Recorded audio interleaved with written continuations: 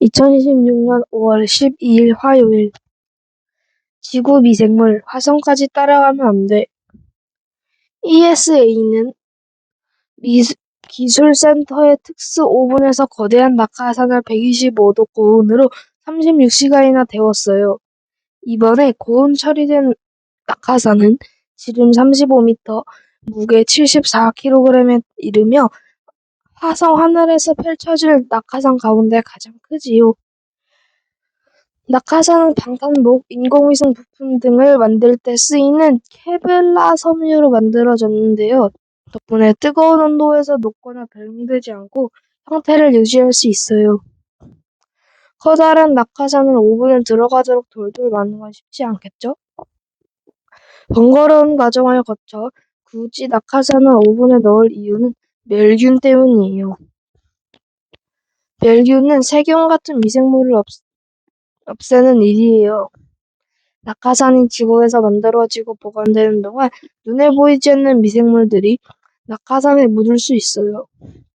만약 이런 미생물이 낙하산에 붙은 채 화성까지 날아간다면 큰 문제가 생길 수 있지요. 로저린드 플랭클린의 중요한 임무는 화성체에 생명의 흔적이 있는지 살피는 거예요. 그런데 지구에서 온 미생물이 화성에 묻어있다면 어떨까요?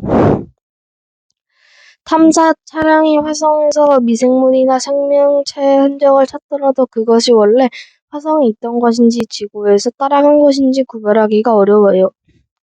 애써 화성까지 간 탐사 임무가 잘못된 결과를 얻을 수 있는 거죠. 따라간 또 다른 이유도 있어요.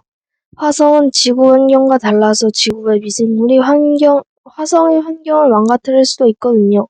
그래서 과학자들은 우주 탐사 장비를 만들 때 행성보호 원칙을 따라요. 행성보호란 지구의 생물이 다른 행성을 오염시키지 않도록 하고 반대로 우주에서 온 물질이 지구를 위험하게 하지 않도록 조심하는 거예요. 지구 미생물을 없애려면 낙하산의 어떤 온도에서 얼마나 가열해야 할지 알려진 것이 없었어요. ESA 기술센터의 과학자들은 실제 임무에 쓰일 낙하산과 똑같은 실험용 낙하산을 만든 뒤 여러 차례 실험해야 했지요. 결국 거대한 낙하산을 구석구석 데우기 위해 50시간 동안 예열하거나 덮이 예열한 다음 125도에서 36시간 동안 살균하면 행성보호 규칙을 지킬 만큼 낙하산이 깨끗해졌다는 사실을 확인했답니다. 호르즈 해협에서 불났던 오리배 나무 외부에서 공격받았다. 이란의 호르무즈 해협에 있던 우리나라 선박 HMM 나무호에 화재가 확인되지 않은 비행체의 공격 때문에 일어난 것으로 확인됐어요. 지난 4일 호르무즈 해협에 닷을 내리고 머물고 있던 우리나라 선박인 HMM 나무호의 기관실 쪽에서 화재가 발생됐어요.